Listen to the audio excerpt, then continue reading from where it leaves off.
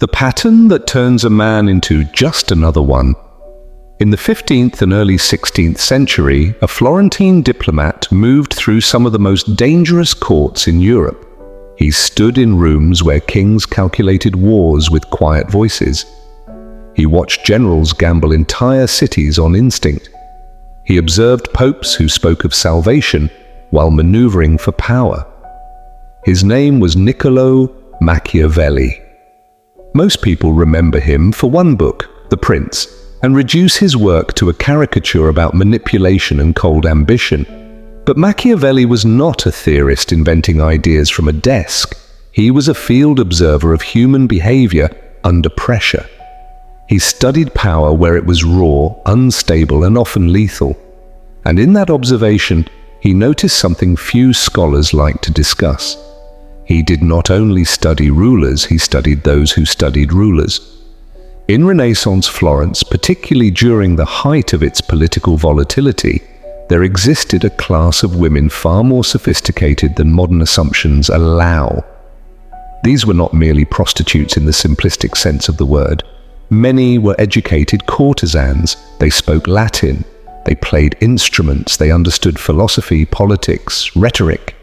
They moved between intellectual circles and private chambers with equal fluency. Unlike philosophers protected by abstraction, their survival depended on reading men accurately, and quickly.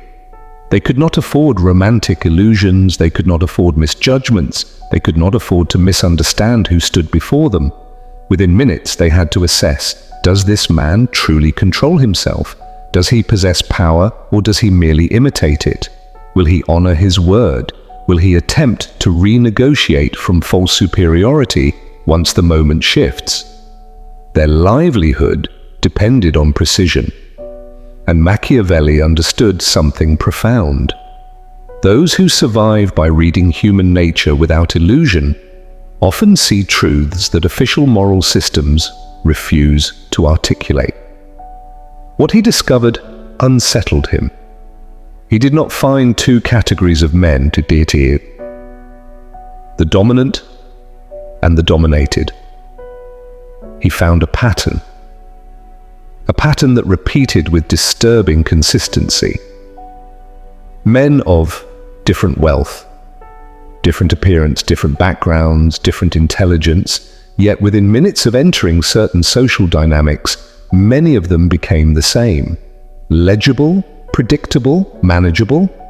They became just another one, not because they were evil, not because they were foolish, but because they activated, automatically and unconsciously, a sequence of behaviors that revealed everything about their internal structure.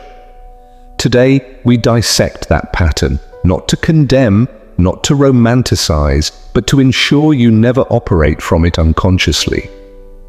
Behavior 1, the compulsive need to justify. The man who becomes just another one walks into interactions carrying an invisible weight.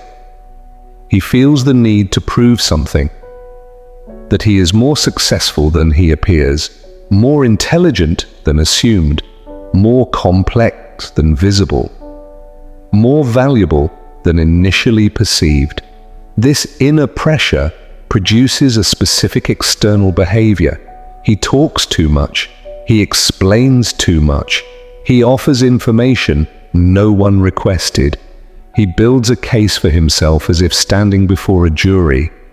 Machiavelli recognized this as a universal signal of internal instability, because the man who knows his value does not argue for it. He does not construct a defense of his existence. He does not require an external verdict to function from internal certainty.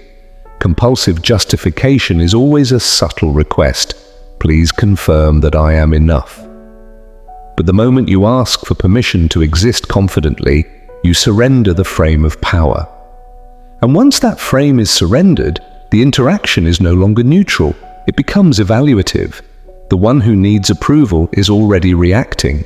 The one who does not need approval is observing. An observation always holds structural advantage. Behavior 2. Generosity that purchases approval. Machiavelli distinguished between two forms of generosity: the generosity of abundance and the generosity of fear. They appear identical on the surface. Both give, both provide, both offer. But their psychological architecture is completely different. The first gives because it has. The second gives because it fears loss. The man operating from abundance offers without urgency. His giving is selective, intentional, calm. It does not seek emotional return.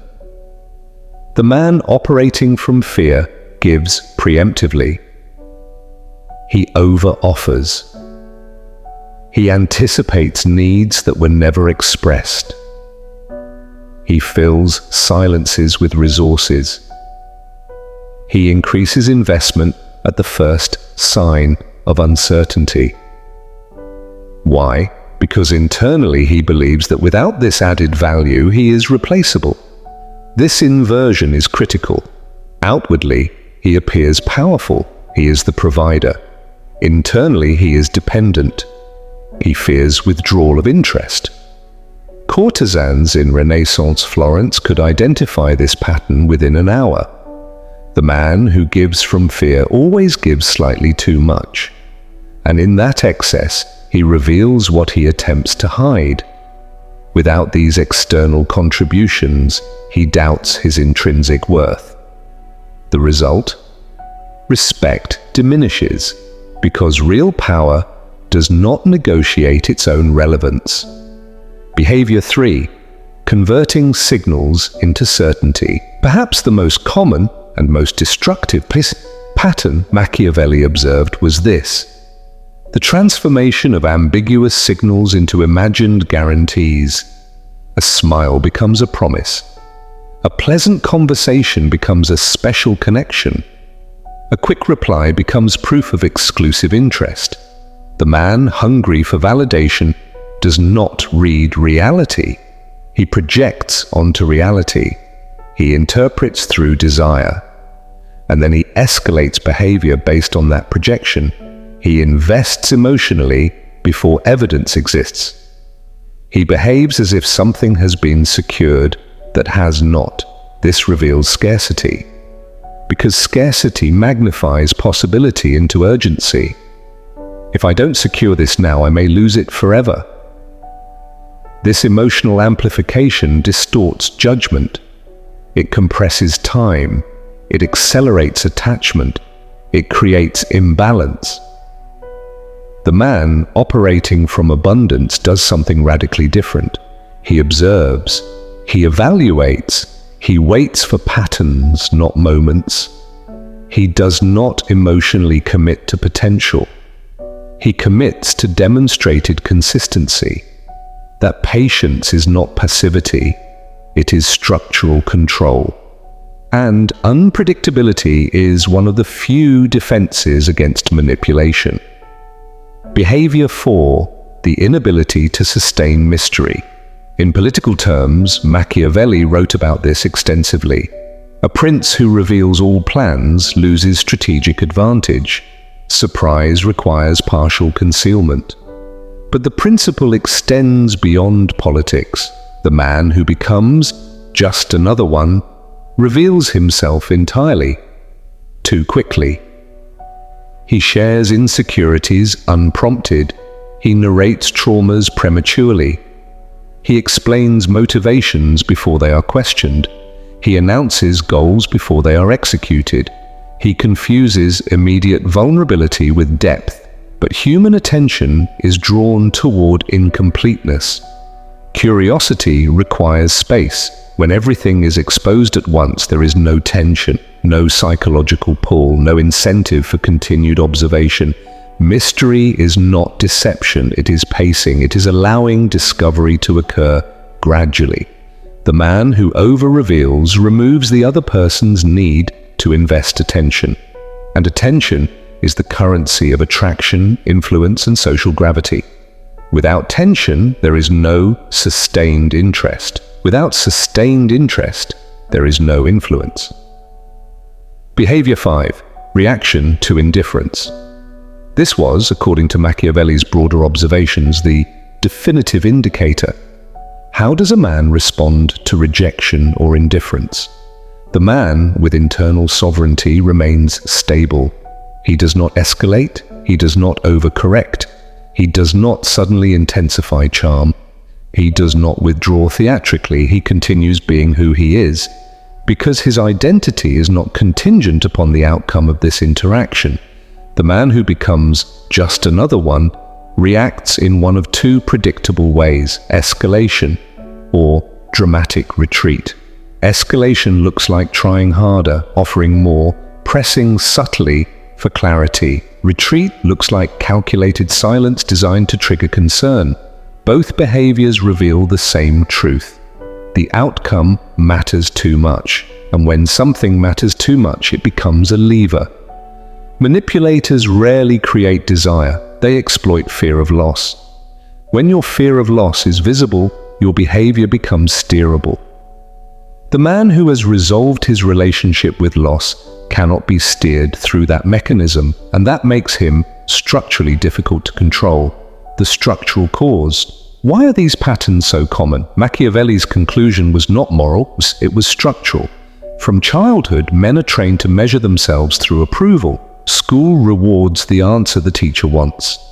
Family rewards compliance with expectations. Society rewards conformity and likability. After decades of conditioning, external validation becomes the primary metric of worth. Even high-achieving men remain psychologically dependent on confirmation. The resume may be impressive, the internal foundation remains fragile, and when that fragility enters relational dynamics, it activates every behavior we just examined. Projection of confidence, internal insecurity, projection of abundance, internal scarcity, projection of indifference, internal validation hunger. The energy required to maintain that split is enormous. Energy that could build competence, energy that could develop real capacity, energy that could create unshakable internal grounding. Instead, it sustains performance, and performance collapses under pressure. The overlooked variable, relationship with loss. Machiavelli made a subtle but profound observation.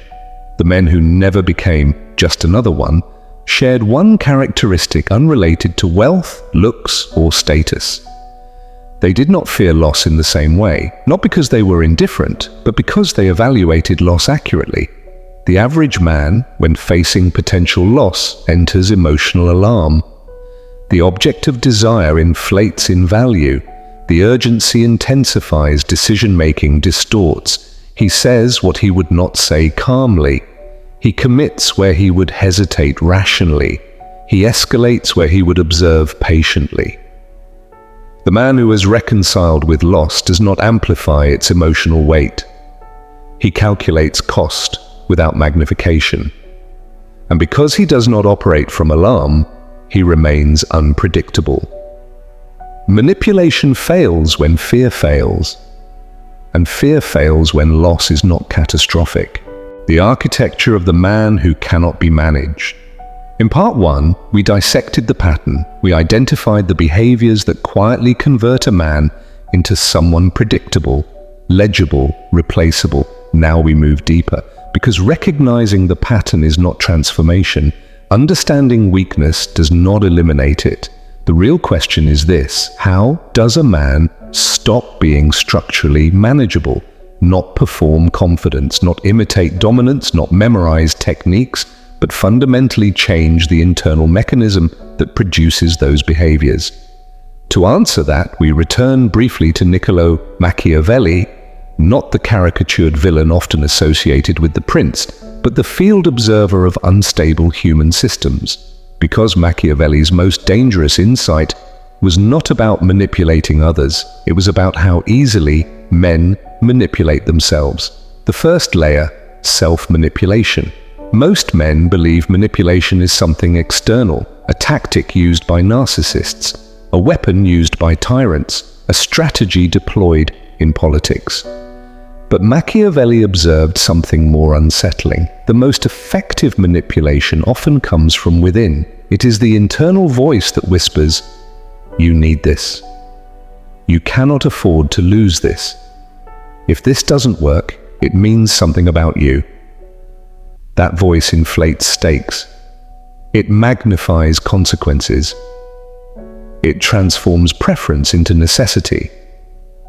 And the moment something becomes a necessity in your psychology, you become controllable through it.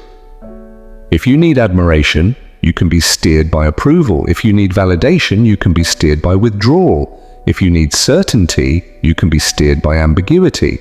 The structural shift begins when a man questions that internal voice, not suppresses it, questions it. Where did this need originate? Why does this outcome define my worth? Who taught me that losing equals diminishment? Until those questions are confronted, every external strategy will fail. Because the root is internal dependency, the illusion of techniques. There is a market for techniques. Posture adjustments, voice modulation, strategic pauses, calibrated indifference. These tools are not useless, but they are fragile. If your internal state contradicts the technique, microsignals expose you. Humans are extraordinarily sensitive to incongruence. If you attempt to display detachment while internally fearing loss, your body betrays you. If you attempt dominance while internally seeking approval, your tone shifts subtly. If you attempt mystery while internally desperate to be understood, you overcorrect. This is why surface strategies collapse under pressure, because pressure reveals architecture. And architecture is internal. The man who cannot be managed does not memorize behaviors. He reconstructs valuation, reconstructing internal value. The turning point does not arrive through affirmation, it arrives through construction. Machiavelli observed that men who maintained composure under political threat shared something specific. Their identity did not depend on immediate outcomes. They had structures larger than the current interaction, long-term objectives, independent missions, self-directed goals. When your life is oriented towards something meaningful that does not depend on any single person's approval, interactions recalibrate. Rejection loses catastrophic weight. Ambiguity loses urgency. Loss becomes cost, not annihilation. This is not emotional coldness, it is structural independence. The modern problem is not that men lack opportunities, it is that many lack internally anchored missions. When your only metric of worth is relational validation, every relationship becomes high stakes. When your worth is anchored in constructed competence, skills, mastery, discipline, output, relational dynamics become part of life, not its foundation. And foundations determine stability. The relationship with loss.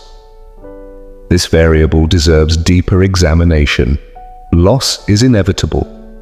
Attention fades, opportunities shift, people choose differently. The average man catastrophizes loss before it occurs. He imagines humiliation. He imagines scarcity. He imagines permanent diminishment. These imagined futures create present anxiety. Anxiety alters behavior. Behavior becomes compensatory. Compensatory behavior is predictable. The man who has reconciled with loss calculates differently. He asks, what is the actual cost? Not the emotional amplification. The real cost, often, the real cost is temporary discomfort, not existential collapse. When you remove exaggerated fear, you remove leverage. Manipulation thrives on inflated consequences. If your nervous system remains regulated under uncertainty, you become difficult to steer. This is not stoicism as performance. It is emotional regulation through accurate evaluation.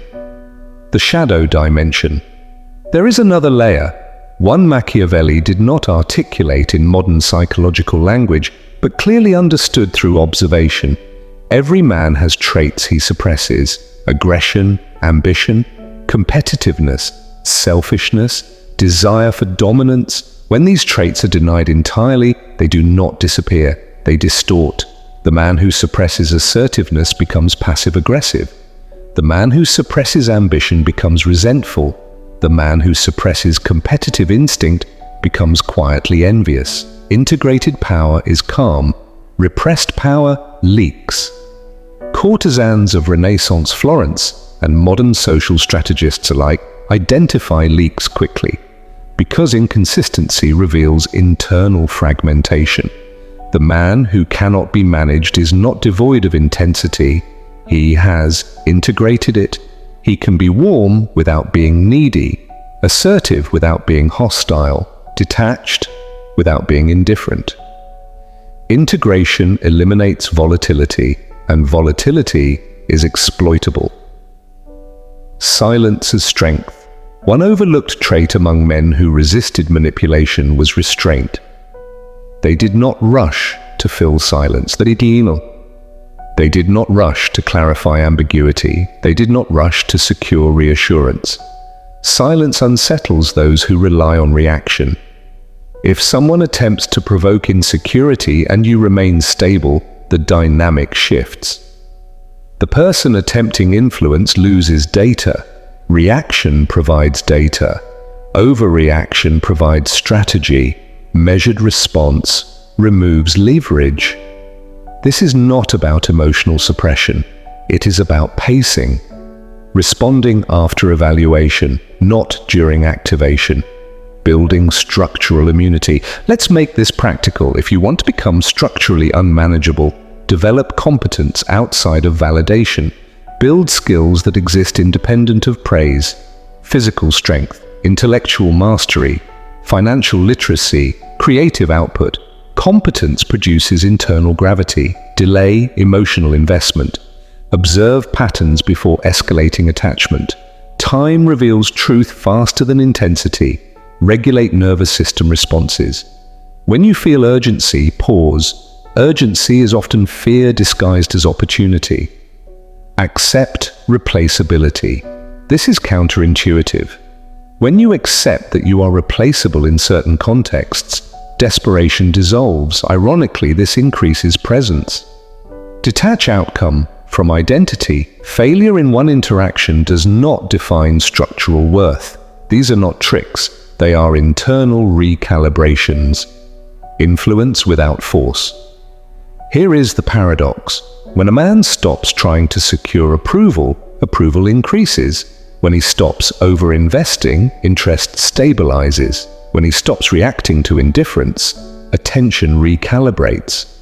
Why? Because emotional self-sufficiency is rare, and rarity alters value perception.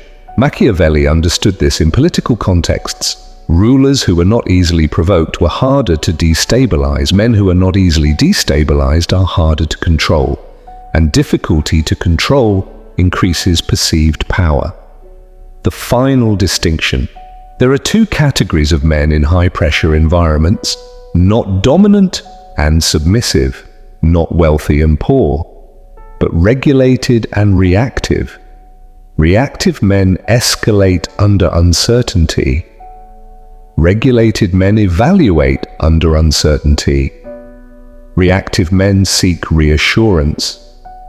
Regulated men seek clarity.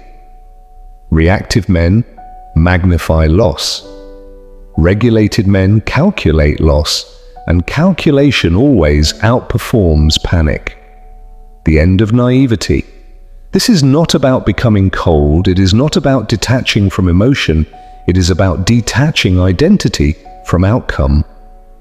The man who becomes just another one believes that each interaction confirms or denies his worth. The man who cannot be managed knows his worth is constructed daily through discipline and competence. And because of that, no single interaction defines him. This shift changes everything. Tone changes, pacing changes, investment changes, and most importantly,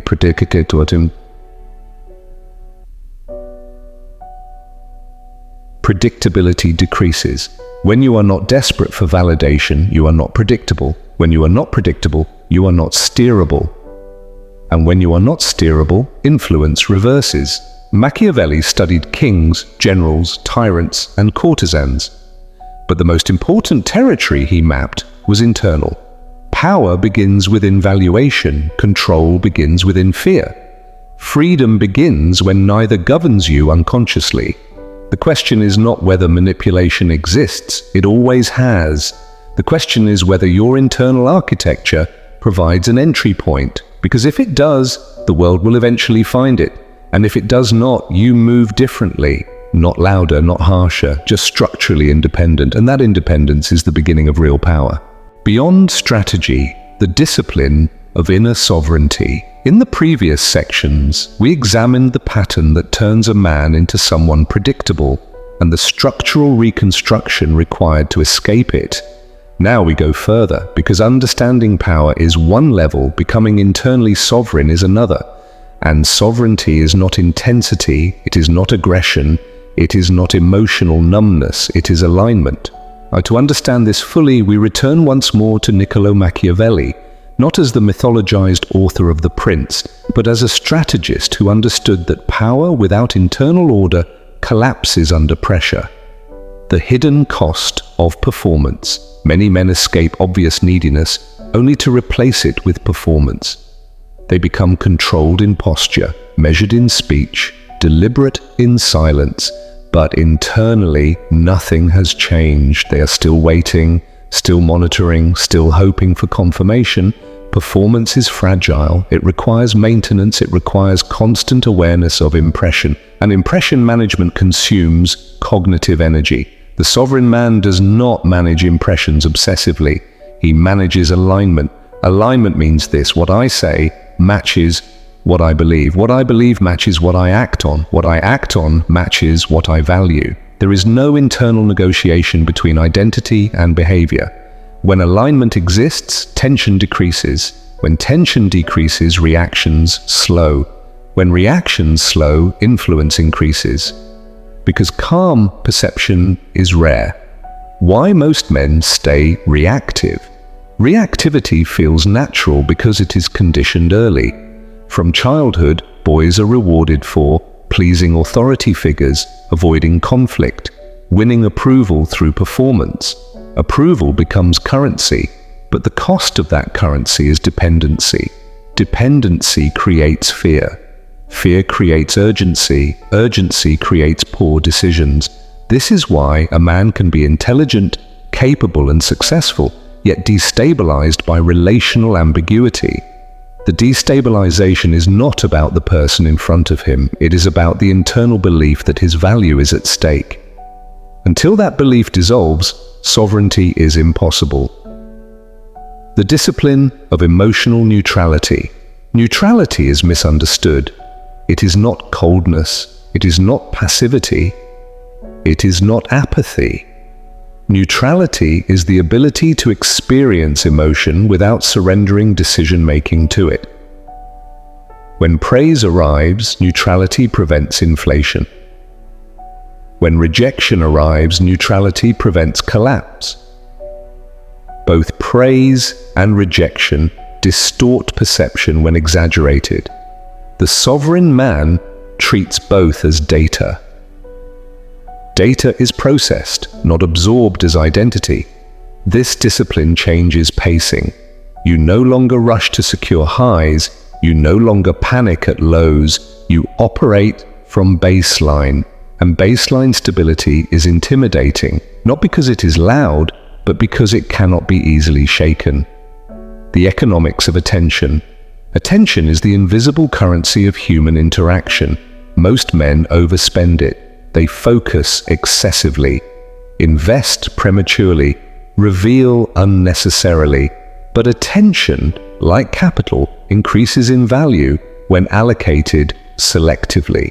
When you do not chase, your focus becomes scarce. Scarcity changes perception, not as a tactic, but as a natural consequence of self-contained orientation. The sovereign man does not withhold attention, to manipulate. He withholds it because he is occupied. Occupied with mission, occupied with growth, occupied with internal development. When your life is full, you do not cling. When you do not cling, you cannot be easily controlled. The relationship with silence. Silence exposes insecurity. That is why many rush to fill it. But silence is diagnostic. It reveals who is uncomfortable, who seeks reassurance, who fears being forgotten. The sovereign man is comfortable in silence, not because he seeks dominance, but because he does not fear absence. Absence does not threaten identity, and the one who does not fear absence cannot be pressured by it. Manipulation often uses silence strategically, but silence loses power over the man who interprets it calmly. He does not assume, he does not dramatize, he evaluates. The internal shift from validation to creation. There is a moment in development when a man stops asking, do they approve of me? And starts asking, am I building something meaningful? That shift changes orientation. Validation seeking is outward. Creation is inward. When you create skill, wealth, strength, knowledge, your sense of value is tied to output, not opinion. Opinion fluctuates. Output accumulates. Accumulation builds confidence that does not depend on applause. This is why some men appear grounded regardless of context. Their foundation is not conversational, it is constructed. Power without aggression. Aggression is often a compensation for insecurity. True authority does not rush to assert itself, it does not demand recognition, it does not escalate unnecessarily. It moves with quiet certainty, and certainty does not argue, it demonstrates. This is where many misunderstand Machiavellian thought. They assume power equals dominance through force. But force is inefficient. Influence through stability is far more effective. When you are stable, others recalibrate around you. When you are unstable, you recalibrate around others. The direction of recalibration reveals the hierarchy, the final evolution, indifference to outcome. This is the most advanced stage, not emotional numbness, not detachment from desire, but detachment from outcome as identity. You can desire something intensely, while remaining structurally prepared for its absence. That dual capacity defines sovereignty. You pursue, but you do not cling. You invest, but you do not collapse. You engage, but you do not depend. When outcome does not define you, fear decreases. When fear decreases, clarity increases. And clarity produces decisions that reactive men cannot replicate. Why this changes everything. Most influence strategies exploit one of three triggers: fear of loss, need for approval, urgency of scarcity. Remove those triggers and leverage disappears.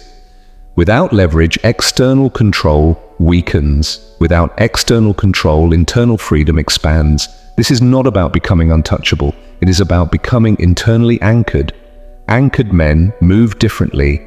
They speak less urgently. They decide less emotionally. They withdraw less dramatically. They pursue less desperately. And because of that, they are rarely categorized as just another one. The real meaning of power is not control over others. Power is control over reaction, control over interpretation, control over pacing, control over investment.